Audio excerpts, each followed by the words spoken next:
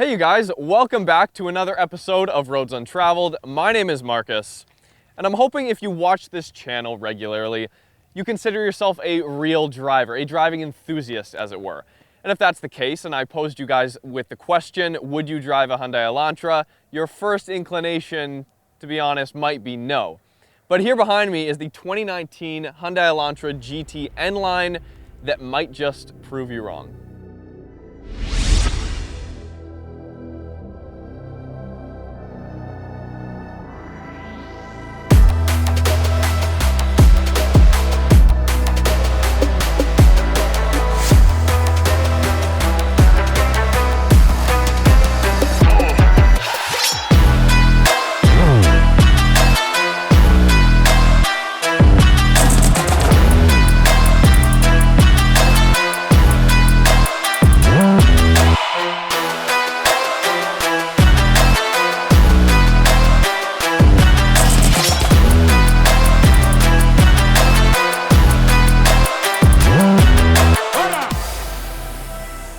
So this is it, brand new for 2019, the N-Line version of the GT Elantra. As you can see right off the bat, it's actually a good looking car. They completely redesigned the front end for this GT N-Line model. It's got some aggressive lines here. As you can see, the contrasting kind of black and red down here.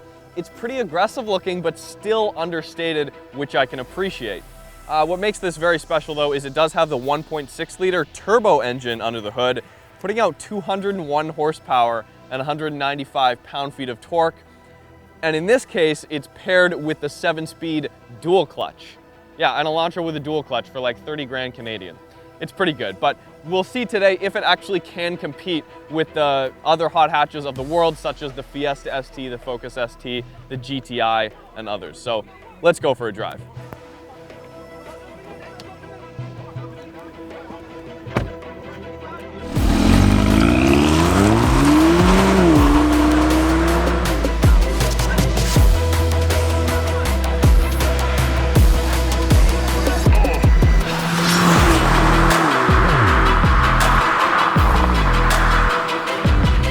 So what Hyundai has done with the Elantra is very peculiar, and I will tell you why. Here's why. The Elantra is like the basic Hyundai you could buy. And Hyundai is already like a bargain proposition in the overall global automotive marketplace.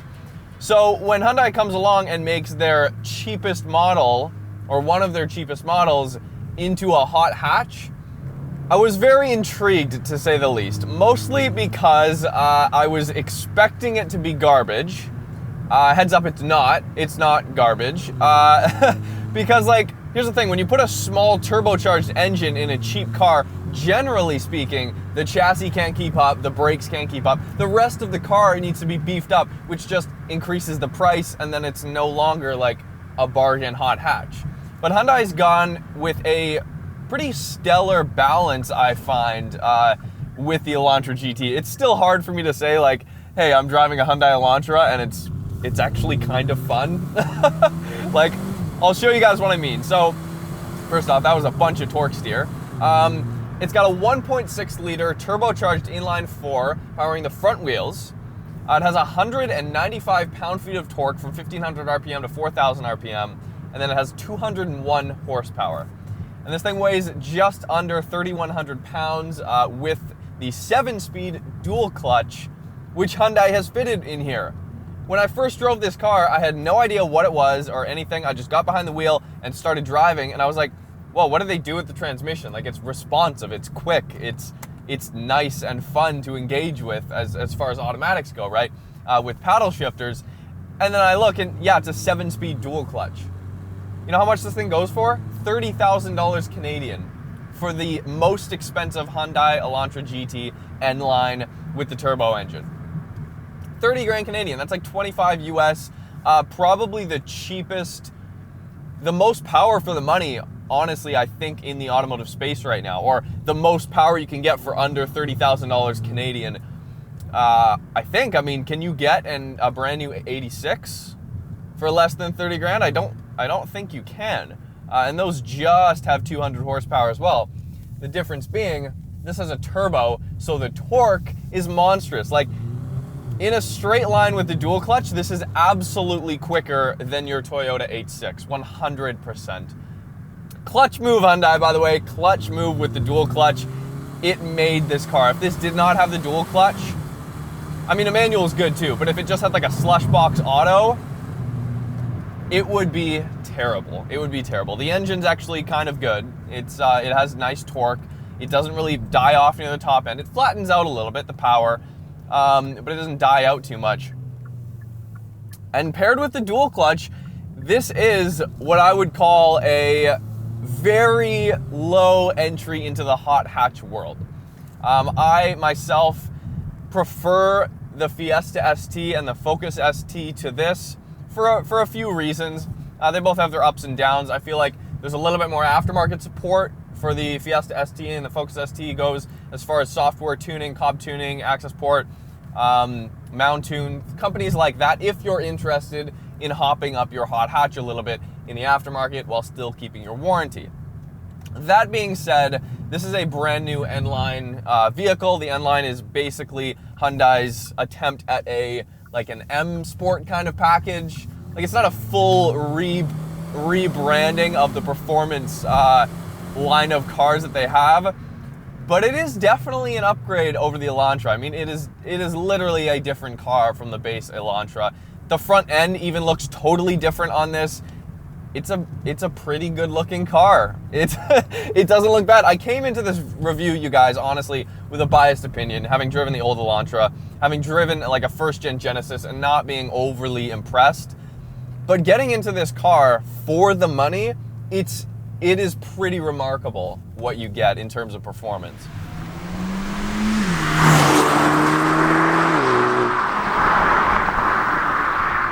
The one thing that this car desperately needs in an otherwise pretty fun package, especially for a 4-door hatch. I mean, you could fit 5 people in here. The one thing that really hurts this car, its biggest downfall as far as a driver's car, is the fact that it is not equipped with a limited slip differential in the front.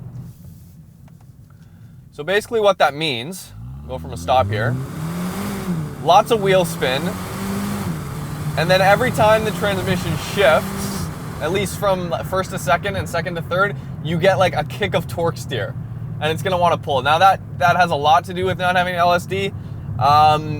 It's got quite a bit of power for the tires as well, even though it's got adequate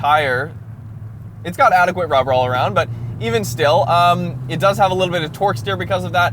And then, as you'll see here coming up, brake into the corner, and as you're exiting, you'll just get a one tire fire. You'll get a lot of tire slippage from one wheel.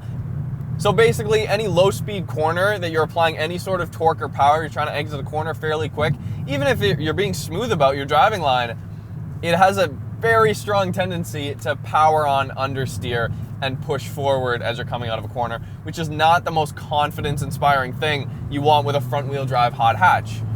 Now, I get it. For $30,000, it's tough to make a case for the average Joe buying this car to stick an LSD in it, when the majority of people who are going to be buying this car are never going to be in a scenario where they're using that amount of power exiting a corner to need a limited slip in this case. But I mean, I'm saying it now, it's a pretty good package.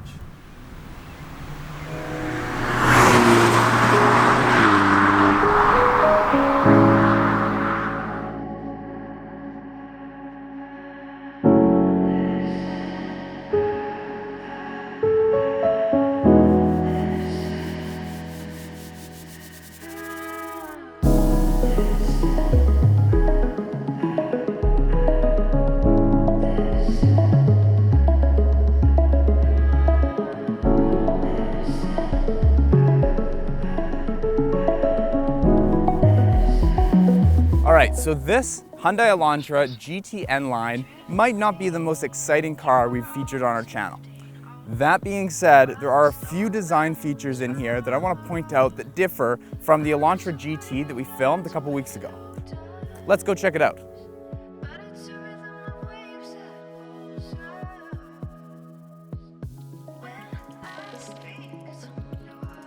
Now the first thing you notice when you sit in this car is the infotainment system. Now I have to say this is a very strange design feature that Hyundai has included in this car. It looks almost like an aftermarket head unit, and they just literally just stuck it there. It doesn't follow any curves of the car, and it doesn't really look integrated at all. Now with this N-Line, you do get features such as a heated steering wheel, vented seats, and a heated seat. Now I have to say that the actual vented seat option works better than a lot of the other cars that we filmed recently, and I found that to be a nice surprise.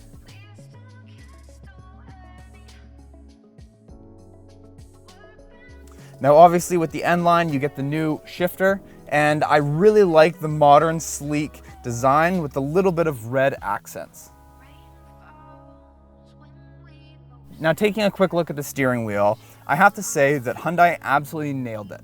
All the buttons are very easy to access, and it has a very modern and sleek design. As you can see, the N-Line logo is displayed at the bottom of the wheel, and you have your paddle shifters for the dual clutch transmission on the sides. Now what's nice with these shifters is that they're a decent size, so you're never having to look where they are. You can always feel them, and they actually follow the wheel. So whenever you're in a corner, you always have constant access to them. The buttons on the wheel are super easy to operate, and the way that they've laid them out gives it a really modern look. Now one thing I think Hyundai kind of should have done a little bit differently is add a little bit more design features to the gauge cluster. Now with the Hyundai Elantra GT that we filmed, they had a checkered pattern overlay along the actual gauge cluster. Now the funny thing is they've actually removed it in this car, even though this car is the more of a driver's car and has more power. Now one thing I think Hyundai messed up on is the actual backup camera. I think it's very pixelated, and it being 2019, you would want to expect something that's at least HD. Now one thing that I really like with what Hyundai has done with this car is they've given you this extended sunroof. This allows for a lot of natural light in the car and really brightens everything up. So let's hop back in the car with Marcus and let's finish up the review.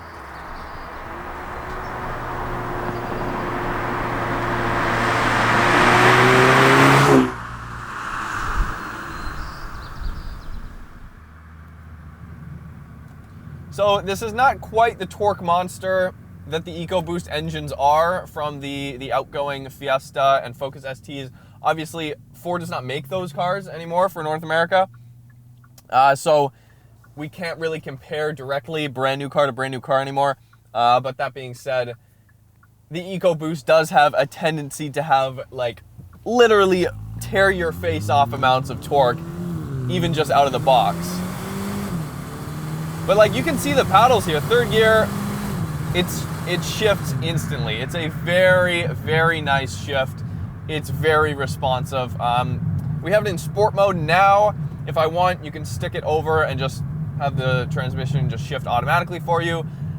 You can leave it in sport mode at that same time and it'll kind of hold the revs a little bit higher. Your throttle response is improved and a little bit twitchier.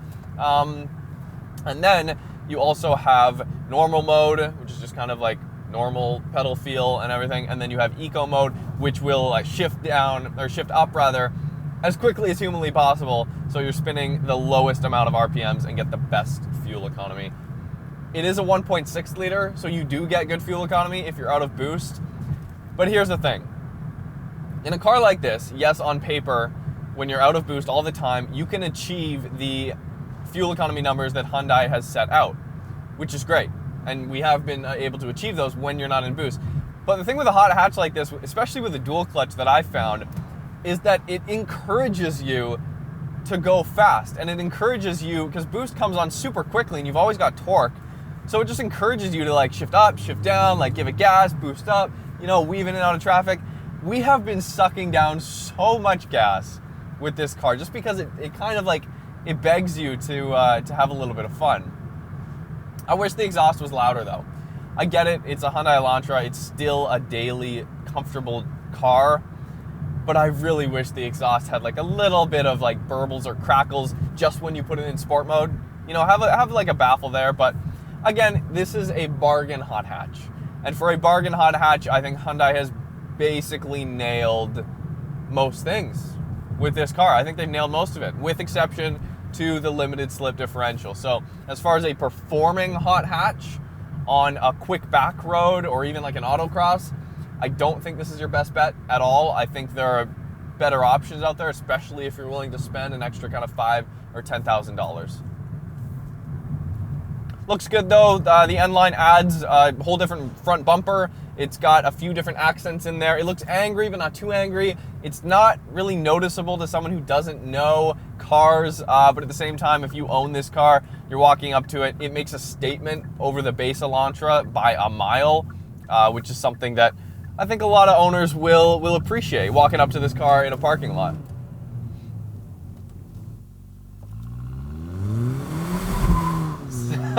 Mad torque steer.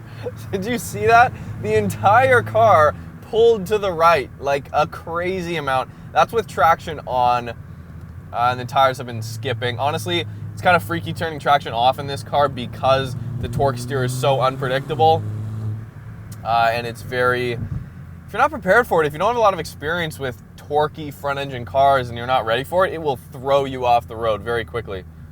But traction control is nice, just a one button setup. No crazy series of buttons you have to hit to actually get traction off, which is very welcome.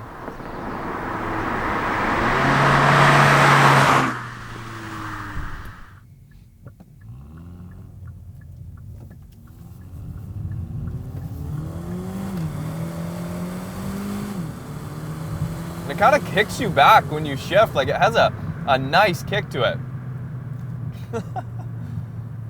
I was not expecting a dual clutch. Honestly, that's the best part about this car, is absolutely the dual clutch. Obviously, a manual would be better, but the dual clutch is good. You're not missing out on much if you get with the dual clutch. It's still got a decent amount of body roll. Got a little bit of dive and pitch, you know, but it's comfortable. It's very comfortable. They've managed to make a hot hatch that's actually like very comfortable on the street. And these seats are great. I forgot to mention the seats. I don't know how, but these seats are really good. I like the materials. I like the colors, and they've got an insane amount of bolstering for you. And it really shows that Hyundai actually cares, or at least seems to, about the driving enthusiast, you know, that wants a full package that can fit 5 people, but can also easily catch a Civic Si on a back road. So,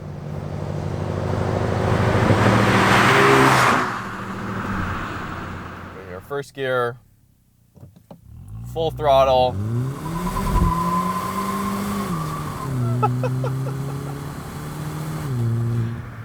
You literally have to counter steer. You see that? My whole wheel was like that. You literally have to counter steer off a launch. But then again, this is not a full-on hot hatch. It is a bargain hot hatch. It is an entry-level hot hatch. Thank you, Hyundai, for making this car. I really like to see cars like this where if your focus is having fun, a little bit more over the luxuries inside and a nice-looking interior, then this is your best bet. If you want a nicer interior for a daily but don't care as much about the torque and the power numbers, then I would get like a base Mazda 3. I really would, because it starts at the same price, 27,000 Canadian, and the interior is like 10 times better in the new Mazda 3. That has to be said. So please do your cross shopping. It really just depends what you want out of your hot hatch and what you're willing to shell out money for. So thank you guys so much for watching. I hope you enjoyed this video. I wouldn't say I'm a fan of this car, but I kind of am. For what it is, I've had a lot of fun driving it. I'll put it that way. I've had a lot of fun driving it. Even though it isn't the manual, you can option it with a 6-speed manual. This is the dual clutch. It's a great daily. So subscribe if you haven't already. Hit me up on Instagram. You can see what we're filming on a day-to-day basis. Earlier today, we were at HPA Motorsports. We're doing a big video and feature on a couple of their crazy horsepower Golfs. Thank you so much for watching. We'll see you next time.